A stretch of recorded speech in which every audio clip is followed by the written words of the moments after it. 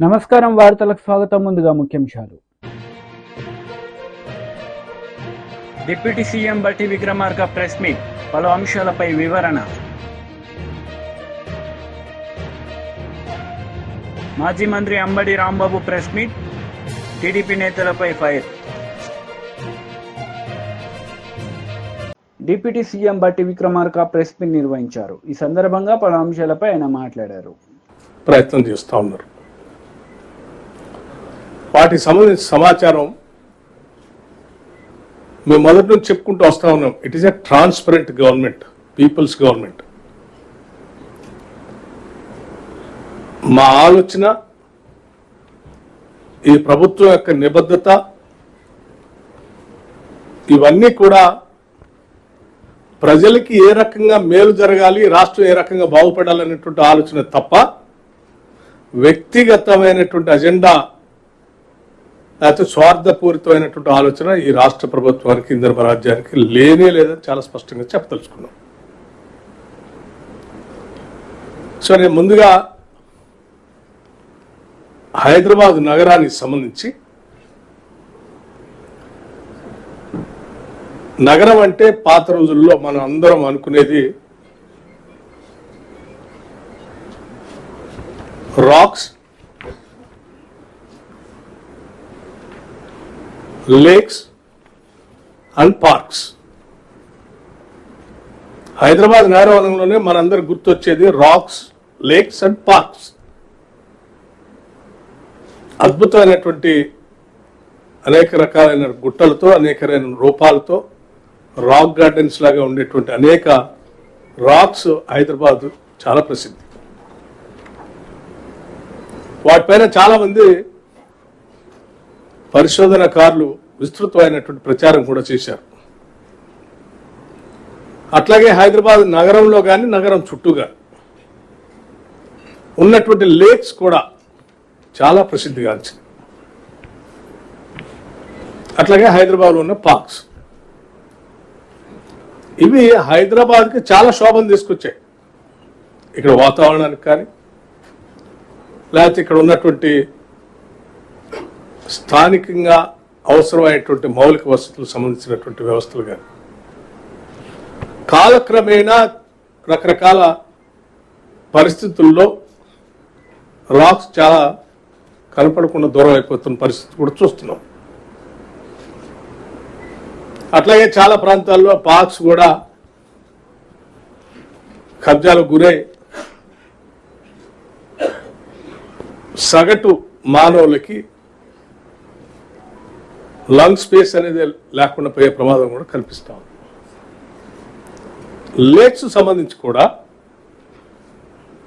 ఇక్కడ ఉన్నటువంటి వర్షంలో వచ్చేటువంటి నీళ్లు కానీ, లేకపోతే ఇతరత్ర వచ్చేటువంటి వరద కానీ, వాటన్నిటిని కూడా క్యాటర్ చేయడానికి సరిపోయే విధంగా ఆనాటి పాలకులు తీసుకున్నటువంటి లేక్స్ కాలక్రమేణా మాయమవుతూ నగరానికి పెద్ద పెను ప్రమాదంగా మారినటువంటి పరిస్థితులు మనం ఈ మధ్యకాలంలో చూస్తూ ఉన్నాం. ప్రపంచవ్యాప్తంగా జరుగుతున్నటువంటి క్లౌడ్ బస్టింగ్ కానీ, లేకపోతే ఎకలాజికల్ ఇంబాలెన్స్ కానీ, లేకపోతే సడన్ గా వచ్చేటువంటి వరదలతో నగరాలు మునిగిపోయేటువంటి పరిస్థితి కానీ ఇవన్నీ చూస్తా ఉన్నాం. సో దీన్ని దృష్టిలో పెట్టుకునే గత ప్రభుత్వాలు కొంత ప్రయత్నం చేశాయి. లేక్స్ని కాపాడుకుందాం అనుకున్నారు, మూసి రిజర్వేషన్ చేసుకుందాం అనుకున్నారు, దానికి కావాల్సిన ప్రయత్నాలు మొదలుపెట్టారు. దానికి కావాల్సిన విధంగా కఠినమైన నిర్ణయాలు తీసుకుంటామని కూడా చాలా స్పష్టంగా చెప్పారు. సరే, అంతిమంగా వారు ఆలోచన చేసినప్పటికీ వాటిని పూర్తి చేయలేకపోయారు. కానీ ఇప్పుడున్నటువంటి ప్రభుత్వం ఈ నగరాన్ని భవిష్యత్ తరాలకు కూడా అందించాలనేటువంటి ఆలోచన, ఈ నగరం చుట్టూ ఉన్నటువంటి పరిసర ప్రాంతాలతో పాటు నగరం నడిబొడ్డులో ప్రవహిస్తున్నటువంటి మూసీ రివర్ని కూడా రిజర్వేట్ చేసి ప్రపంచవ్యాప్తంగా మారుతున్నటువంటి పరిస్థితులు, దేశంలో మారుతున్నటువంటి పరిస్థితులు, అసలు హైదరాబాద్ నగరానికి ఒక మణిహారంగా ఉండేటువంటి మూసీ నదిని మనం ఏ రకంగా రిజర్వేషన్ చేసుకుని భవిష్యత్తుకి ఇస్తే బాగుంటుంది అనేటువంటి ఆలోచన. ఇందులో ఎవరికి వ్యక్తిగతమైన ఎజెండా లేదు. అంతిమంగా సమాజానికి అందించాలనేటువంటి ఆలోచన తప్ప ఏం లేదు.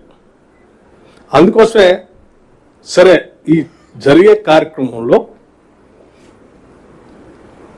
కొన్ని చోట్ల రకరకాలైనటువంటి ప్రచారం చేసి తద్వారా కొన్ని భ్రమలు కల్పించే ప్రక్రియ కూడా జరుగుతుంది.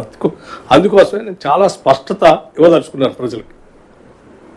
ముందుగా నేను ఆ మిగతా అంశాలు చెప్పబోయే ముందు YCP leader Ambati Rambabu media సమావేశం నిర్వహించారు. ఈ సందర్భంగా పలు అంశాలపై ఆయన మాట్లాడారు. అంగళ మార్కెటింగ్ కమిటీ మాజీ చైర్మన్ డిఆర్ ఉమాపతి రెడ్డితో కంప్లైంట్ ఇవ్వడం జరిగింది. ఆయన కంప్లైంట్ ఇచ్చారు. ఈ కేసు ఏంటో కొద్దిగా పూర్వపురాలకు వెళ్తే, చంద్రబాబు నాయుడు గారు ముదివేడు సమీపంలో 750 కోట్ల రూపాయలతో నిర్మిస్తున్నటువంటి ఒక రిజర్వాయర్కి సంబంధించినటువంటి అంశంలో ఆయన ఎన్జిటికి వెళ్ళి అక్కడ స్టే తీసుకొచ్చారు. దాన్ని సందర్శించాలి అనేటువంటి ఉద్దేశంతో ఆయన పెద్ద ఎత్తున నాయకుల్ని బలగాల్ని తీసుకుని వెళ్తున్నప్పుడు ఘర్షణ జరిగాయి. ఆ ఘర్షణ సందర్భంలో పోలీసుల్ని కొట్టేటటువంటి కార్యక్రమం చేశారు. వైఎస్ఆర్ కాంగ్రెస్ పార్టీ కార్యకర్తలను కొట్టేటటువంటి ప్రయత్నం చేశారు. ఒక పోలీస్ అధికారికి, ఒక పోలీస్కి అధికారో లేకపోతే ఆయన కానిస్టేబుల్, ఆయనకు గాయం కూడా అయింది. వీటిని పురస్కరించుకొని అప్పుడు ఉమాపతి రెడ్డి గారు ఇచ్చినటువంటి కంప్లైంట్ని ఆధారంగా చేసుకొని 20 మంది మీద 307 మరియు ఇతర సెక్షన్స్తో కేసు నమోదు చేశారు. జనరల్గా కేసు నమోదు చేసిన తర్వాత దాని యొక్క న్యాచురల్ కోర్స్ ఏంటంటే ఇన్వెస్టిగేషన్ చేస్తారు, ఆ తర్వాత ఛార్జ్షీట్ ఫైల్ చేస్తారు, కోర్టులో విచారణ జరిగిన తర్వాత దానిలో వాస్తవాలు ఉంటే శిక్షిస్తారు, లేకపోతే లేదు. ఇది అందరికీ తెలిసినటువంటి ప్రొసీజర్. కానీ చంద్రబాబు నాయుడు గారికి అధికారం వచ్చిన తర్వాత ఆ పోలీస్ యంత్రాంగాన్ని దుర్వినియోగం చేసేటటువంటి కార్యక్రమంలో ఇవాళ ఈ ఉమాపతి రెడ్డి గారికి ఒక నోటీస్ సర్వ్ చేసి ఆయన ఇన్వెస్టిగేషన్కి సహకరించడం లేదు, వాస్తవాలు ఆయన చెప్పడం లేదు అని మీకేసి ఎత్తేస్తున్నాం అనేటువంటి ఒక నోటీస్ ఇచ్చేశారు. ఎంత దారుణం అండి ఇది! ప్రజాస్వామ్య దేశంలో అతను ముఖ్యమంత్రి కావచ్చు, ప్రధానమంత్రి కావచ్చు, ఎంత గొప్పవారైనా కావచ్చు, ఒకసారి కేసు రిజిస్టర్ అయిన తర్వాత అది కోర్టుకు వెళ్ళకోకుండానే దాన్ని పోలీసులు ఇన్వెస్టిగేషన్లోనే క్లోజ్ చేయాలనే ప్రయత్నం చేయటం అనేది అధికారంలో ఉన్నాడు కాబట్టి చంద్రబాబు నాయుడు గారు చేసుకుంటున్నారు. ఈ ధర్మమేనా అని అడుగుతా ఉన్నా. రేపైనా ఇంతే కదా. ఇంకో కేసు వచ్చినా కూడా ఏదైనా కేసులు జరిగితే ఇన్వెస్టిగేషన్లోనే దాన్ని తొక్కేసి నేరస్తుల్ని పక్కన పెట్టేసేటటువంటి ఒక దుష్ట సాంప్రదాయాన్ని నారా చంద్రబాబు నాయుడు గారు తీసుకురావడం అనేది చాలా దురదృష్టకరమైనటువంటి పరిణామం. ఇవాళ ఏం జరుగుతూ ఉందంటే రాష్ట్రంలో వారి మీద ఉన్నటువంటి కేసుల్ని, ఎవరి మీద, తెలుగుదేశం పార్టీ వారి మీద ఉన్న కేసుల్ని, ముఖ్యమంత్రి గారి మీద ఉన్న కేసుల్ని, లేదా తెలుగుదేశం పార్టీకి ఒత్తాసు పలికేటటువంటి వారి మీద ఉన్నటువంటి కేసుల్ని తీసేసే కార్యక్రమం చేస్తున్నారు. జగన్మోహన్ రెడ్డి గారు వైఎస్ఆర్ కాంగ్రెస్ పార్టీ మీద కొత్త కేసులు సృష్టించి పెడుతున్నారు. మీరు చూశారు కదా, ఎన్టీఆర్ భవన్ మీద, అంటే తెలుగుదేశం ఆఫీస్ మీద దాడి జరిగిందని కేసు రిజిస్టర్ చేస్తే ఇన్వెస్టిగేషన్ దశలో ఉంటే దానిలో కొంతమందిని 41 నోటీస్ ఇచ్చి అరెస్ట్ చేసి వదిలేస్తే మళ్ళా కొత్తగా కేసు ఓపెన్ చేసి దానిలో 307 వేశారు. దానిలో 307 వేసి మళ్ళా కొత్త వారిని అరెస్ట్ చేయాలనేటువంటి ప్రయత్నం చేస్తే కొంతమంది అరెస్ట్ చేశారు, కొంతమంది బెయిల్కి వెళ్ళారు. ఈ విధంగా పోలీసుల్ని, పోలీసు వ్యవస్థని ఉపయోగించుకొని తెలుగుదేశం పార్టీ వారినేమో కేసుల నుంచి తప్పించేటటువంటి కార్యక్రమం, వైఎస్ఆర్ కాంగ్రెస్ పార్టీకి సంబంధించిన నాయకులనేమో కొత్త కేసులు పెట్టి వాటిల్లో ఇరికించి వాళ్ళని వేధించాలి అనేటువంటి కార్యక్రమం.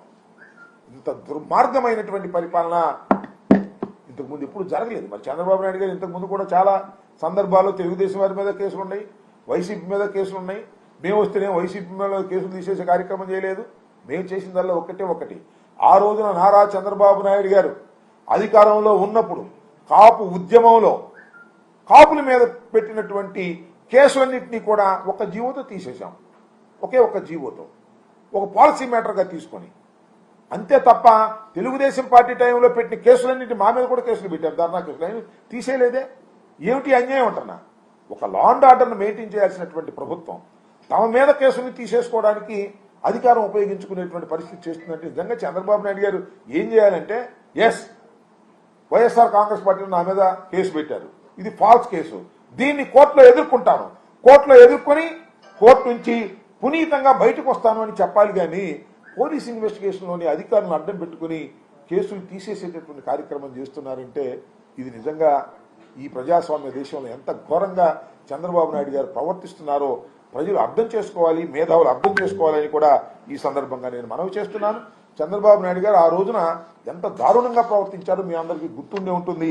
వెళ్ళి గలాట సృష్టించేటువంటి కార్యక్రమం చేస్తేనే తప్పనిసరి అయిన పరిస్థితుల్లోనే ఉమాపతి రెడ్డి గారు కంప్లైంట్ ఇస్తే పోలీసులు కేసు రిజిస్టర్ చేశారు.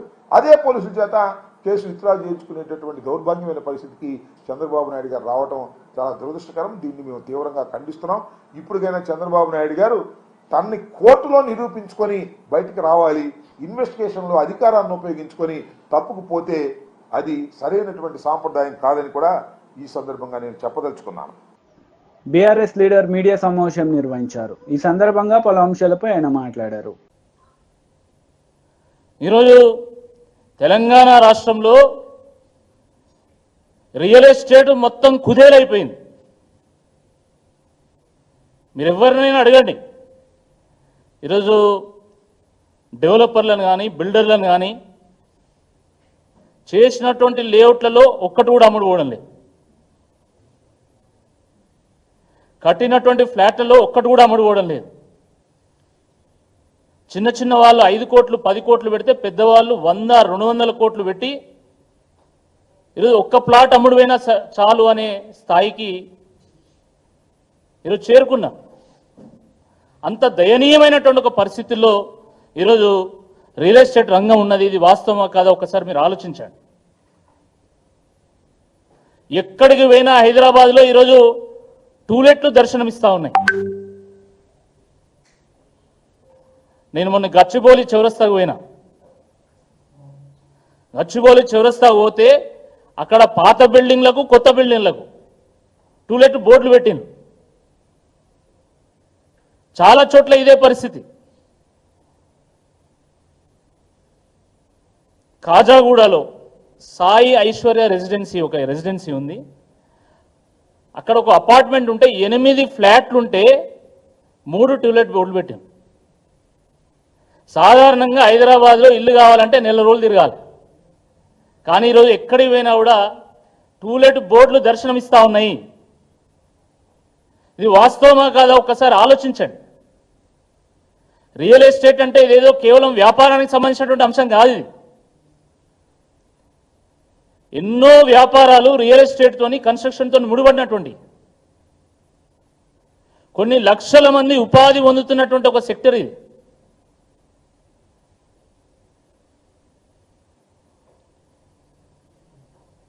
కేవలం రియల్ ఎస్టేట్ కన్స్ట్రక్షనే కాదు, ఈరోజు టెక్స్టైల్ ఇండస్ట్రీ మొత్తం కుంటుపడింది.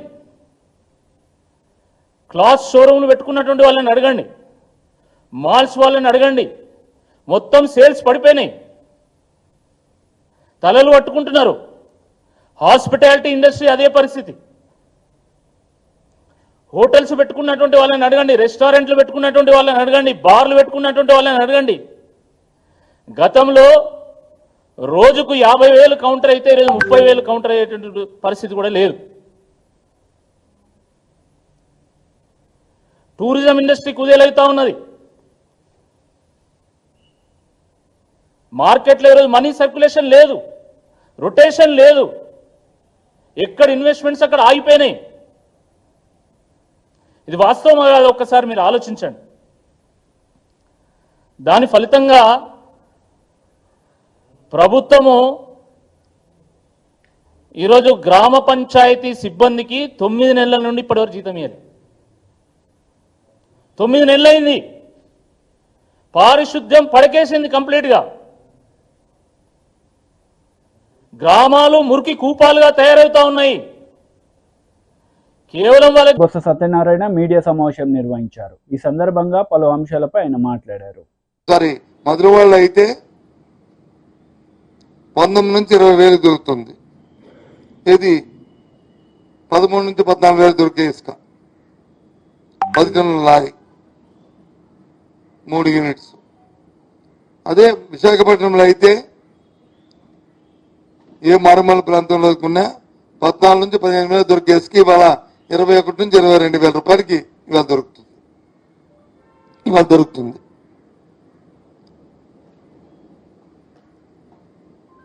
ఇంకా మేము స్ట్రీమ్లైజ్ అవ్వలేదు, స్ట్రీమ్లైజ్ చేస్తాము, రేపు 15వ తారీఖు నుంచి ఇస్తున్నాము, 22 ఇస్తారు.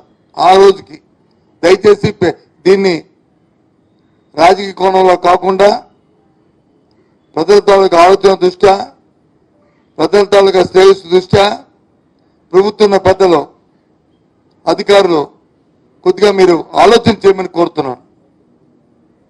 మీరు ఇది ఎప్పుడు నేను చెప్పిన విజయనగరము, మధురవాడ, విశాఖపట్నం ఎప్పుడిది అక్కడ కూర్చోనన్నా ఎప్పుడిది ప్రభుత్వానికి 375 రూపాయలని ఫీజు కట్టిన తర్వాత, అంటే మైన్స్ తాలూకా ఫీజు కట్టిన తర్వాత ఈ 10,000 రూపాయలు, ఈ 14,000 రూపాయలు, ఈ 15,000 రూపాయలు దొరికేది 10 టన్నుల ఇసుక. మరి మీరు ఉచితం చెప్తున్నారు కదా, ఉచితమంటే ఈ 375 రూపాయలు కట్టాల్సిన అవసరం లేదు కదా టన్నుకి. అంటే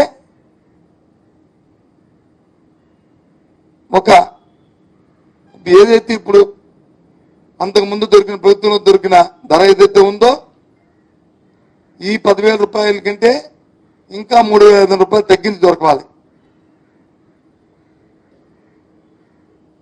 common sense point. Government fees కట్టినప్పుడు ఎందుకు 13 రూపాయలు 13,000 రూపాయలకి 14,000 రూపాయలు ఎందుకు దొరకాలి? ఈ 13 నుంచి 14,000 దొరుకుతున్న మధురవాళ్ళ ఇసుక 4,000 తీసేస్తే సుమారు 10,000 రూపాయలకి దొరకాలి. Common sense point. నీకు గవర్నమెంట్కి వచ్చి ఫీజు కట్టినప్పుడు ఎందుకు 14,000 15,000 కట్టాలి? ఎందుకు దొరకాలి? అంటే ఇప్పుడు ఎక్కువ దొరకని 6 ఈ రేటుకి దొరకాలి. వైజాగ్ లో 14,000 నుంచి 15,000 రూపాయలకి ఇంతకుముందు దొరికిన దాన్ని ఇవాళ 10,000 రూపాయలు దొరకాలి, 11,000 దొరకాలి. ఈ రేటు దొరకలేదు సరికదా. ఇప్పుడు దొరుకుతుంది ఏంటి? 18, 20, 22. దయచేసి ఎక్కడ ఈ లోపం ఉంది, ఎక్కడ ఇది ఈ పెద్దలు వచ్చి దీంట్లో ఒక్కరి భాషను చెప్పి ఎవరు దీన్ని దోచుకుంటున్నారు, ఏ విధంగా ప్రభుత్వం దీన్ని స్ట్రీమ్లైజ్ చేస్తుంది, స్ట్రీమ్లైజ్ చేయాల్సిన అవసరం ఉందనేది మా డిమాండ్.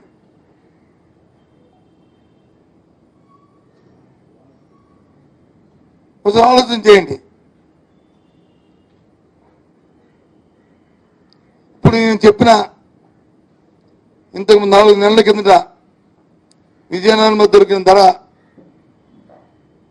9 నుంచి 10,000 కానీ 10 టన్నుల లారీ, మధురవాడలో 13 నుంచి 14,000 టన్నుల లారీ కానీ 10 టన్నుల లారీ దొరికిన ధర కానీ, లేదు మన విశాఖపట్నంలో వివిధ వార్డుల్లో 14, 15,000 ధర కానీ, ఇది వాస్తవం కాదా ముందా మీరే వెరిఫై చేయండి.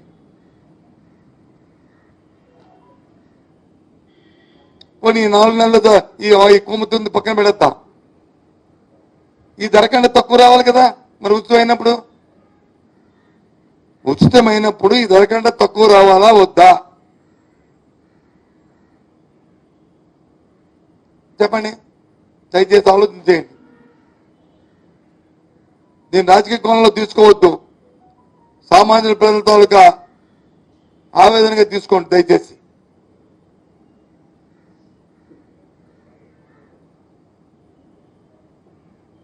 కొద్దిగా ఆలోచన చేయండి. ప్రభుత్వంలో పెద్దలు, పెద్దలతో అధికారం పొందిన పెద్దలు ఈ రకంగా ఉంటే ఏ విధంగా సామాజిక బతుకుతారు చెప్పండి? ఏ రకంగా భవన కార్మికులు బతుకుతారు చెప్పండి? దాని మీద ఆధారపడిన కన్స్ట్రక్షన్ ఆధారపడిన ప్రధానికం ఏ విధంగా బతుకుతారో చెప్పండి. ఆలోచన చేయండి. అందుకే మీ ముందుకు వచ్చారు. నిన్న ఈ పత్రికా ప్రకటనలు, ఇవాళ ఉదయం పేపర్లో వచ్చిన ప్రకటనలు అవన్నీ చూసిన తర్వాత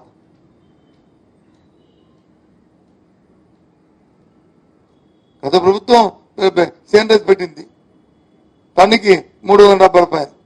ఇప్పుడు మీరు వచ్చిన ఇసుక పుచ్చుతూ ఉన్నారు, ఫైన్. ప్రజలు మిమ్మల్ని ఆమోదించారు, ఫైన్. మీరు అధికారంలోకి వచ్చారు, సంతోషం. అది తగ్గాలి కదా, తగ్గాలని కోరుకుంటున్నాను.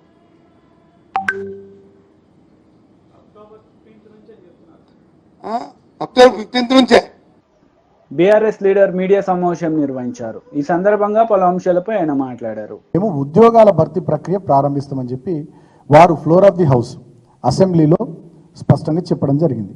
మరి 2024 అక్టోబర్ నుంచి పరీక్షలు నిర్వహించుకుంటూ మేము ముందుకు పోతామని చెప్పి వాళ్ళు విడుదల చేసినటువంటి జాబ్ క్యాలెండర్ అట్లుంటే, అంతకుముందు వాళ్ళు ఏం చెప్పారు? ఎన్నికల సందర్భంలో గ్రూప్ 1కు సంబంధించినటువంటి నియామకాలు ఫిబ్రవరి 1వ తారీఖు 2024 నాడు మేము నిర్వహిస్తామని చెప్పినారు.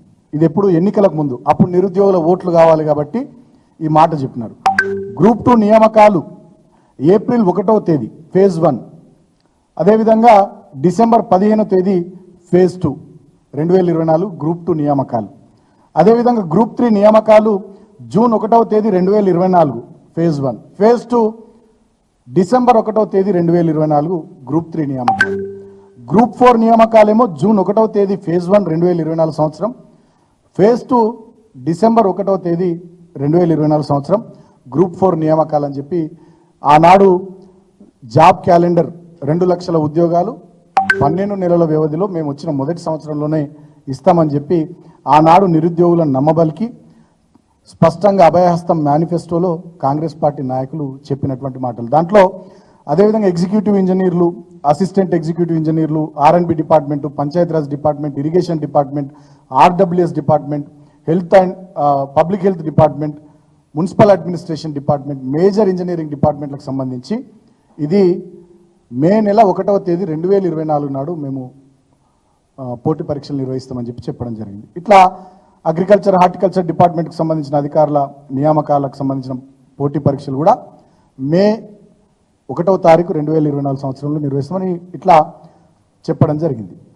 అంటే ఓవరాల్గా ఏంటంటే ఆనాడు నిరుద్యోగుల ఓట్ల కోసం, నిరుద్యోగుల తల్లిదండ్రుల ఓట్ల కోసం అభయహస్తం మేనిఫెస్టో కింద, అదేవిధంగా హైదరాబాద్ యూత్ డిక్లరేషన్ పేరిట ఆనాడు సంవత్సరంలోనే 2 లక్షల ఉద్యోగాలు ఇస్తాం, ఇగో ఇది మా జాబ్ క్యాలెండరు, గీగీ నెలలో గీగీ ఉద్యోగాలు భర్తీ చేస్తామని చెప్పి ఆనాడు ఓట్ల కోసం నిరుద్యోగులను అదేవిధంగా వాళ్ళ తల్లిదండ్రులను నమ్మించి అధికారంలోకి వచ్చిన తర్వాత అసెంబ్లీ వేదికగానేమో ఈ అక్టోబర్ 2024 నుంచి పరీక్ష నిర్వహణ మొదలు పెడతామని చెప్పి ఒక దిక్కు చెప్తూ, ఇంకో దిక్కు రేవంత్ రెడ్డి గారు గతంలో మేము ఇచ్చిన ఉద్యోగాలు, గతంలో మేము నిర్వహించిన పోటీ పరీక్షలు, మేము నిర్వహించినటువంటి ఇంటర్వ్యూలు, మేము ఇచ్చినటువంటి ఉద్యోగాలకు సంబంధించి ఇప్పుడు నియామక పత్రాలు నెలకొక ఈవెంట్ పెట్టి ఇప్పుడు నియామక పత్రాలు విడుదల చేస్తూ ఈ 10 నెలల్లో మేము 31,000 ఉద్యోగాలు ఇచ్చినామని చెప్పి పచ్చి అబద్ధాలు ఇవాళ ముఖ్యమంత్రి రేవంత్ రెడ్డి మాట్లాడుతూ ఉన్నాడు. ఇక మాట్లాడితే కాంగ్రెస్ పార్టీ ముఖ్యమంత్రి కానీ మంత్రులు కానీ ఏమంటారు, అసలు కేసీఆర్ ఏం చేసిండు ఉద్యోగాల విషయంలో అని. ఇంత దుర్మార్గం అంటే, ఇంత సిగ్గుచేటైన ముచ్చటంటే, ప్రభుత్వ రంగంలో ఆనాడు మేము చెప్పింది, మేము అధికారంలోకి వస్తే 1,00,000 ఉద్యోగాలు భర్తీ చేస్తామని ప్రాక్టికల్గా చెప్పినాం. మేము మీలాగా గాల్లో మేడలు కట్టలే, ఆనాడు నిరుద్యోగుల ఓట్ల కోసం మేము అబద్ధపు హామీలు ఇవ్వలే. మేము 1,00,000 ఉద్యోగాలు భర్తీ చేస్తామని చెప్పినటువంటి వాళ్ళం దాదాపు ప్రభుత్వ రంగము అదేవిధంగా ప్రభుత్వం కలుపుకొని 1,60,000 పైచీలకు ఉద్యోగాలను మేము భర్తీ చేయడం జరిగింది మా హయాంలో. అదేవిధంగా ఒక వార్తలు ముగించే ముందు ముఖ్యాంశాలు మరోసారి. డిప్యూటీ సీఎం బట్టి విక్రమార్క ప్రెస్ మీట్, పలు అంశాలపై వివరణ. మాజీ మంత్రి Ambati Rambabu press meet, TDP నేతలపై ఫైర్. ఈ వార్తలు ఇంతటితో సమాప్తం. తిరిగి ప్రసారమయ్యే వార్తల్లో మళ్ళీ కలుద్దాం. అంతవరకు సెలవు. నమస్తే.